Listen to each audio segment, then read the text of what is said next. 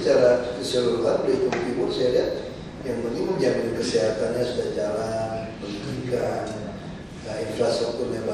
Dan yang lebih penting lagi apa? Kepalanya lurus. Kalau kepalanya lurus, bawahnya tidak berani tidak lurus. Itu yang saya selalu jual.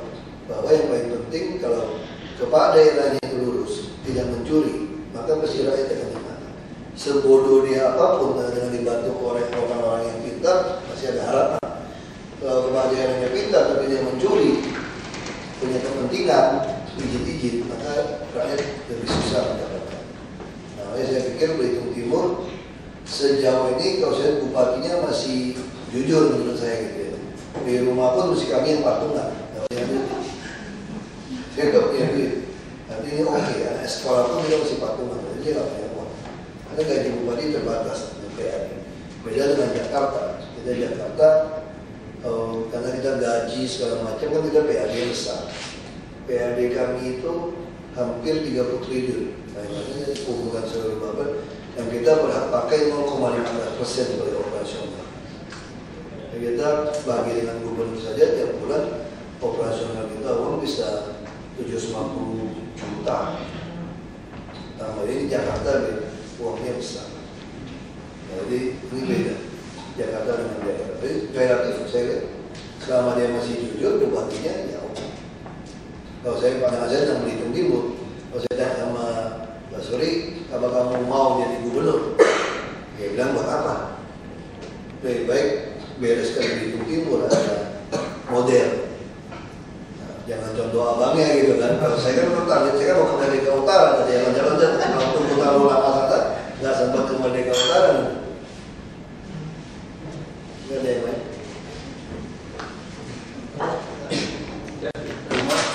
Tanya, apakah sebelum Bapak ini berangkat sekarang jadi wakil gubernur, bagaimana sih Bapak sebelum aku belajarnya semasa SMP atau SMA hingga sekarang Bapak jadi Bapak wakil gubernur? Gimana SMS? Jadi semasa SMA atau SMP-nya Bapak sekarang kan jadi wakil gubernur. Gimana sih proses belajar Bapak hingga sekarang Bapak jadi wakil gubernur? Atau motivasi saya atau para teman-teman hingga akhirnya kami dapat mengikuti apa jadi wakil gubernur juga nanti. Saya SMA sudah di Jakarta. Jadi SD di SD nomor 3 Gantung, Kampung Baru, SMP di Jaya Bakti. Lalu tambah setengah tahun, dulu ada masa pergantian dari yang Desember ke Juni itu. Terus Jaya Bakti diambil alih pemerintah jadi SMP Negeri 1. Nah, saya tamat dari sana tahun 81. Lalu ke Jakarta sekolah SMA. 84 kuliah di Jakarta. Apa yang saya lakukan? Kalau belajar dari dulu, ya biasa. Kebiasaan saya bangun pagi-pagi belajar. Jadi kalau teman-teman belajar sampai tengah malam, setengah mati saya tidur aja. Kalau nggak kuat lagi buat balik paksa. Bangun subuh-subuh baru belajar. Karena itu jauh lebih efektif. Nah, hubungannya dengan politik gimana? Sebetulnya saya tidak pernah berpikir masuk ke politik. Ini kan akibat bapak saya kan, mau semua tidak tahu anak Cina gitu. Bapak saya sering nolong orang miskin gitu. Kalau tinggal di itu, gitu. Sampai pernah ngutang. Saya pernah rasa kali yang di Simpang 3 itu pernah mau meninggal, dia bilang bapak kamu baru manusia. Dia kenapa? Kalau saya sakit, dulu kan ketua P3 dia. Pernah ada DPR, nggak ada pemborong yang mau kasih uang. Ketemu dia sama Inun masih hidup, Fajrul, sama Inun di rumah itu. Pinjam motor karena putus ban kipas. Ya Pak Razali ngomong begini, bapak kamu baru manusia, yang lain bukan, masa begitu? Karena pertama dia nggak mau kasih saya masuk. Karena persepsi dia semua pengusaha ini apa turunan orang Cina gitu kan pasti Golkar ini. Tidak boleh punya motor, usir. Memang jangan begitu, kek. Aku kan dari Gantung jauh ini mobil putus ban kipas. Langsung beliau bilang, anak saya motor, aku anak kita, masuk. Pinjam motor, dulu Ilun jadi ke Tanjung beli itu ban kipas. Jadi situ dia mau kasih duren, kasih rambutan makan. Nah, kenapa? Waktu saya sakit, kata Pak Raza Ali yang mau itu, bapakmu mampir, bapakmu nggak ada duit katanya. Terus tunggu ya, terus ke Tanjung Pandan pinjam duit tukar cek. Bapak saya itu terkenal pinjam duit tukar cek. Dia tulis cek misalnya 5 juta, dipotong cuma hampir 4,5 juta. 1000%, nah itu dikasih. Waktu bapak saya mau meninggal, dan waktu itu saya tanya cerita ini, kenapa bapak masih mau umur lebih panjang? Bapak saya cukup. Kamu udah persis seperti saya. Cuma kamu udah lebih sekolah lebih tinggi. Nggak boleh cukup cucu saya titip sama kamu sama. Kamu udah persis saya. Ada bapak saya seperti itu. Terus saya tanya, tapi saya nggak mirip bapak. Mirip enggak, saya bilang. Karena kalau saya ada 100 rupiah, saya nggak mungkin kasih orang 100 rupiah. Ini bapak nggak punya uang, kasih orang 100, utang lagi. Ini siapa bilang? Pak, orang mau belajar kali yang cerita. Masa dia cerita sama kamu? Iya. Coba bapak saya jadi. Masalahnya kalau dia yang minjem duit, dia nggak bisa ganti, udah mau mati dia. Kalau saya yang minjem masih bisa ganti. Saya bapak nggak ada uang. Kalau mau nolong orang, jangan pernah berpikir jadi kaya. Makin kaya kamu makin dia bisa nolong orang. Kamu nolong orang nggak perlu susah kok. Anak-anak saya nggak ada yang susah. Kalau cuma mau gaji 3 juta bisa hidup, kata bapak saya. Kalau cuma sekedar mau gaji 3 juta atau 97 langsung mau meninggal itu, dia bilang, kamu kesini. Karena kamu jujur, kamu kerja keras dan tidak bodoh kan. Tentu orang mau kerjaan kamu. Nah itu bapak saya punya prinsip konsepnya. Nah bapak saya selalu bilang, kenapa dia selalu kita masuk politik? Waktu itu saya nggak mau masuk politik. Kalau kita ada 1 miliar sejajarkan orang miskin oleh bapak saya. Waktu itu UMSK itu sektor UMP saya kira ya. Upah minimum itu hanya sekitar 400.000 lebih. Kalau kita sedekahkan 500.000 untuk orang miskin di kota, di kampung Gantung ini kata bapak saya, hanya bantu 2.000 keluarga. Di kampung kita ini lebih dari 2.000 keluarga. Bisa berantem. Lagi pula kita mana ada uang 1 miliar dibalikan. Kalau ada juga nggak cukup. Tapi bapak saya bilang, kalau kamu jadi bupati, kamu bisa membuat semua orang punya penghasilan harusnya. Nah, jadi inti dari pelajaran itu apa? Kita harus mengusahakan kesejahteraan kepentingan orang. Kalau kesejahteraan orang tercapai, itu pasti kesejahteraan kamu. Nah, konsep ini yang sebenarnya ada di dalam konsep gotong royong. Gotong royong kan semua tolong orang kan. Begitu semua orang tertolong, kita juga ikut tertolong. Nah, sikap ini harus kita punya. Nah, saya bisa hari ini karena ada saya bapak saya, ada ibu saya yang membentuk saya seperti itu. Nah, kita juga nggak pernah diajarin untuk apa tuh definisi kaya. Mungkin zamannya saya termasuk orang kaya di kampung kira-kira gitu ya. Orang Gantung kata rumahnya besar, pakai sepatu kicker, ke sekolah naik mobil, makan keju, coklat, susu, telur punya dia pakai. Kita sarapan, saya sudah bandingkan Sayono. Sekarang masih camat nggak sih saya ini? Itu teman saya satu kelas persis. Saya sudah bilang sama Sayono, kamu lebih pintar dari saya. Kenapa? Karena kamu pagi-pagi masih bela kayu api, masak air, bertanak nasi, kadang gendong keponakan di pasar. Dan di pasar yang apa, bang apa namanya, Ipati yang jual apa, kegedean itu loh, arwana ya, jali, ya bang jali, itu itu bioskop. Ya kan kita nonton, Kayono masih gendong itu anak kakaknya. Ini kalau itu jali. Nah, pelajaran makan kita lebih baik. Ini hanya minum teh manis, karena tidak ada teh manisnya, minum air putih langsung sekolah. Saya makan itu enak. Himpunan soal itu hebat. Saya juara, kalau dia bisa saya kira berarti dia lebih pintar dari saya. Cuma karena fasilitas saya terlalu banyak.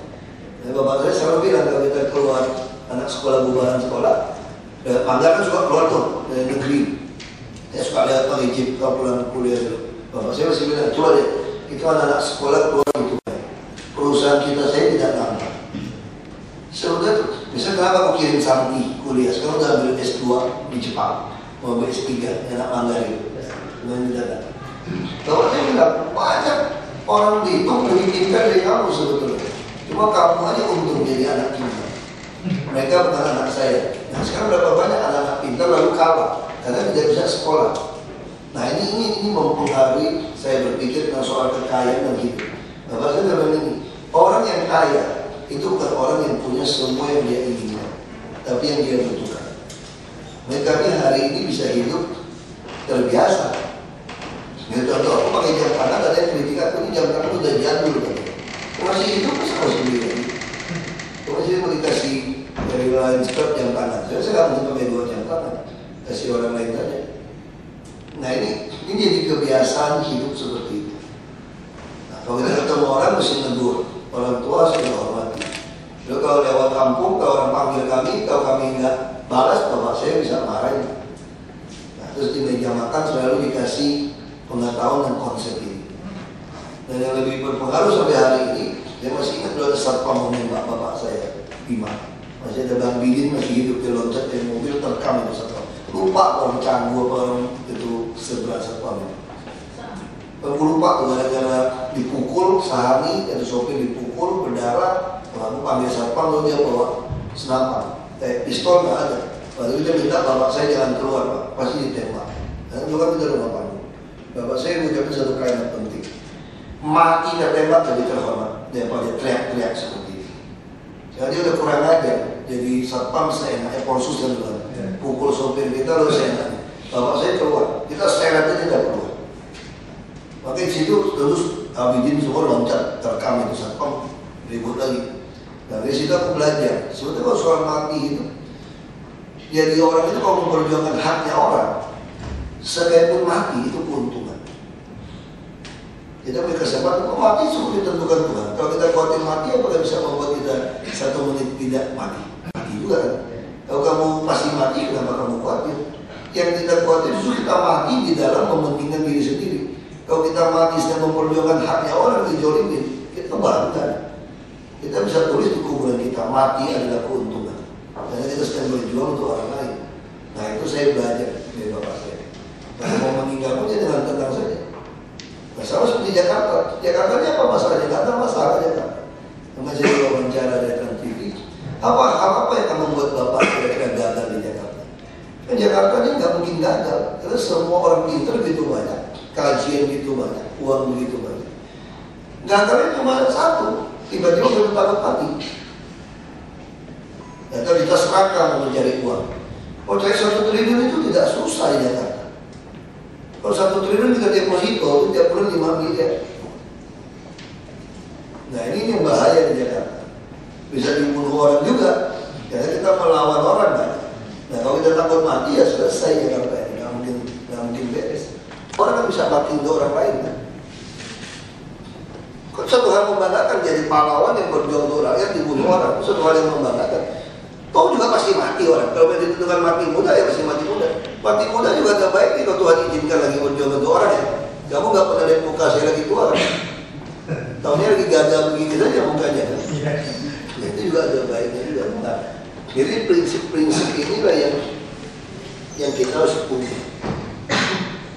Nilai-nilai harus kita punya. Gotong royong tadi. Kita belajar sungguh-sungguh, ya kayak dulu lah, Haji Anwar ngajar agama, manja dawa jada, kira-kira gitu. Kalau kita usaha membayar, kan kalau kita usaha sungguh-sungguh pasti kita berhasil. Aku ikut agama Islam dulu, SMP, Pak Anwar itu ngajar. Cuma pas dapat pengajian di ujung Lintang itu masjid Makmur ya, itu kan hari kelas yang di ujung. Cukup sampai rumah akhir apa ini. Tidak boleh masuk katanya. Barang kafir dakwang masuk masjid. Dan bisa kaji aku gara-gara itu. Nah itu makanya kan faktor itu kenapa aku cerita. Faktor yang lain itu jangan pernah nolong orang berdasarkan suku, agama, ras. Yang bisa nolong lebih berguna. Daripada lihat orang lihat agama apa, lihat apa. Bapak aku nggak boleh pilih-pilih. Orang banyak kenal bapak aku. Siapapun datang, mau Cina, kayak mau Melayu, kayak orang kampung, nggak kaya, nggak pintar, nggak ada pilih, semua sama. Kata rumah aku dulu, kalau kawan-kawan dia dari Pesak, dari Panda ya, kalau datang, dia kan Tebrong, dulu kan Pesak gitu ya. Kalau datang ke rumah, itu tidur di kamar bapak saya, ibu saya lagi tidak ada, temannya. Dia jadi begitu. Nah ini tidak ada beda. Sama seperti Ilun dulu kan lama tinggal sama aku itu satu kamar itu, tempat baju semua satu lemari. Ya ini penting, tidak boleh membedakan orang berdasarkan ras. Saya tadi kan si beda, kamu ya, oh bukan katanya. Ini kita nggak bisa melihat orang. Yang penting sekarang orang ini berguna nggak untuk orang banyak. Kalau dia berguna untuk orang banyak, ya dia itulah ciptaan Tuhan. Jadi prinsipnya harus kita punya. Kalau punya seperti ini negara yang hebat. Kita memilih orang yang terbaik, bukan berdasarkan suku, agama, ras apa negara. Nah ini yang kita lakukan. Ya, ada yang lain? Ya. Sambil makan ya, jajak ya. Saya Anda. Kurang nggak? Kita kasih menggale nih. Menggale Ya Pak, nama saya Imal Ginanda. Yang ingin saya tanyakan adalah bagaimana cara Bapak menanggulangi atau mengatasi masalah sampah di Jakarta saat ini? Terima kasih. Wah, itu panjang itu. Itu tadi aku bilang kan, intinya Jakarta itu tidak pernah ada penegakan hukum. Jadi orang buang sampah sembarangan nggak pernah dihukum, parkir sembarangan nggak pernah dihukum. Semua tiba-tiba dudukin tanah negara nggak pernah dihukum. Nah sekarang kita sikat. Kita edukasi dulu, kalau masih macam-macam kita sikat. Kita ingin meminta pengadilan dendanya masih 100.000 kemurahan, 50.000 kemurahan, 500.000 biar jual handphone dulu tahun rasanya. Ya kita mau tegakkan di situ. Di Jakarta ini berbicara penegakan hukum, tapi ada bisa diserang juga presiden. Kita sudah pernah mau diserang sama negara kan, sudah mau evakuasi. Kita sih tidak mau evakuasi. Fisik senjata aja penuh pelurunya suruh polisi semua. Ya, isi aja penuh. Sudah penuh belum? Pistolnya, isi penuh dan kalau ada mau perang kita perang. Jadi mengatasi sampah Jakarta itu banyak masalah. Semua truk sampah, pengangkutan, tipu-menipunya luar biasa. Nah, sekarang kita lagi coba pembelian mobil tidak boleh lelang, langsung beli seperti harga pasar. Masuk ke dalam e-katalog. Ada RKPP, Lembaga Kajian Pengadaan Barang Jasa Pemerintah. Nah itu masuk e-katalog, dia langsung beli. Nah, ambulans semua. Nah, kita harapkan, nah ini kan armada sampah kita itu 600 unit itu udah bobrok ada 15 tahun 20 tahun. Kasih swasta yang ngangkut. Swasta ngangkut pun kita nggak ada tipu nanti.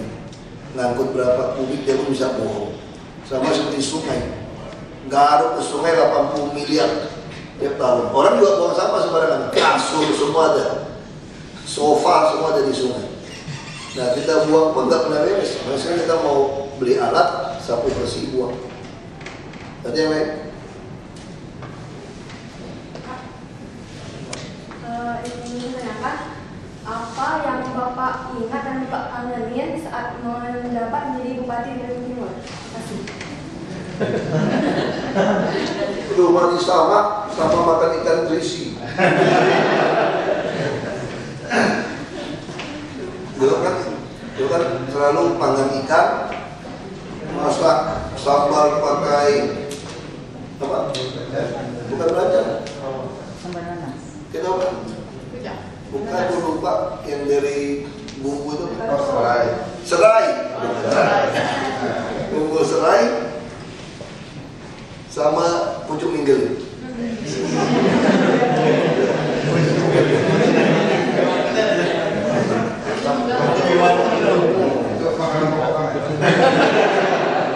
Dulu pada ibu bupati itu buat makan itu. Makan itu panggang ikan. Kadang-kadang masak rujak nanas. Jadi makan panggang ikan itu sama rujak nanas kayak enak. Yang lain?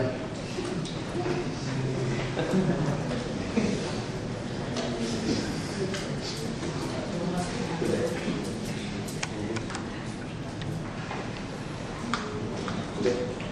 Harus geser ini. Ya, kita lihat satu lagi. Sebab apa kita mesti geser datang aja. Perkenalkan, nama saya Bisaran Mehmet. Saya ingin bertanya, kalau boleh tahu apa strategi Bapak bersama Bapak Jokowi untuk menangani masalah Jakarta ini untuk masa depannya agar lebih baik dan lebih layak. Terima kasih. Ya nggak ada strategi sih sebetulnya, karena semua itu berpulang pada kami. Jakarta ini semua sistem beres, beda dengan Belitung Timur. Di sini semua kajian soal masalah lengkap, solusi masalah lengkap. Tinggal ada dari laksanakan atau tidak. Karena setiap yang dilaksanakan akan menyenggol kepentingan oknum yang melarat sampai oknum konglomerat. Di tengahnya ada oknum aparat, oknum birokrat, teknokrat semua di situ. Ini Jakarta. Kencing saja bayar. Bisa maju mundur 3 jam dapat 100.000. Jadi Pak Oga di persimpangan bisa 100.000. Ini Jakarta. parkir liar semua dudukin, pasang lapak, sewakan, nyolong listrik, nyolong air. Ini semua, ini strateginya. Strategi cuma berdua ini harus tetap teguh saja, tidak tertarik sama uang untuk suap, tidak menerima suap dan tidak takut mati. Nah itu aja. Selebihnya tidak ada masalah. Semua sudah ada aturan. Tinggal kita berani sikat atau tidak. Tadi pagi baru kita sikat 115 rumah ya. 115 rumah. Tinggal ngadu-ngadu aja. Kalau kita sikat, tidak ada aparat. Jadi strategi itu nggak ada. Ya karena semua sudah diatur, cuma nggak pernah dilaksanakan.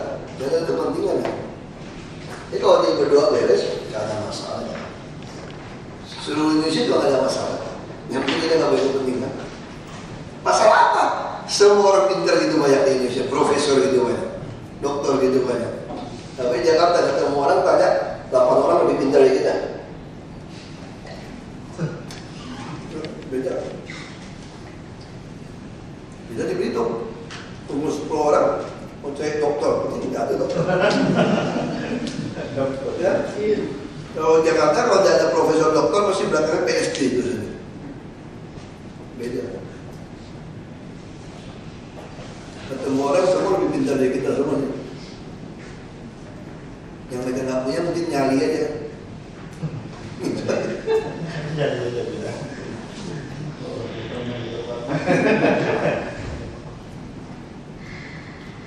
Ya, gitu aja ya. Oh foto nih. Duduk aja, sebagian duduk kita berdiri belakang rumah. Tempat geser aja. Ya.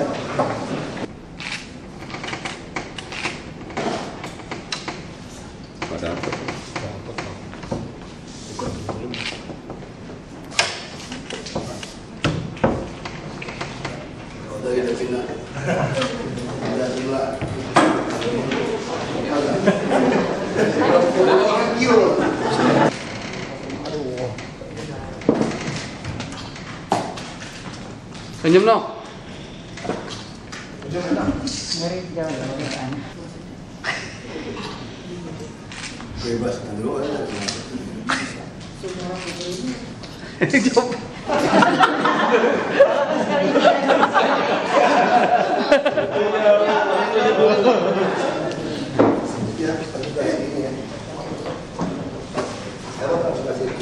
Kalau nggak lihat ruangan kerja aku langsung ada masalah. Lihat aku langsung berapa tadi ya. Ya Pak, makasih Pak, makasih Pak. Oke. Hah? Lah. Jadi lagi. Coba.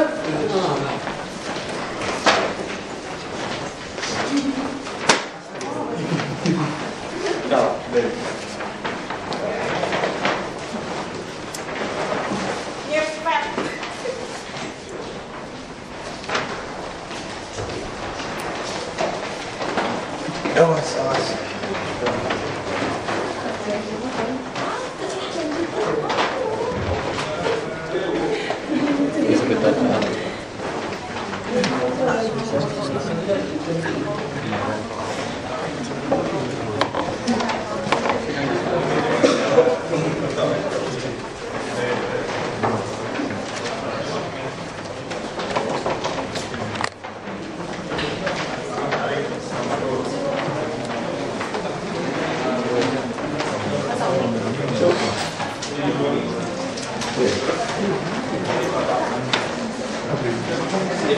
Cek aja.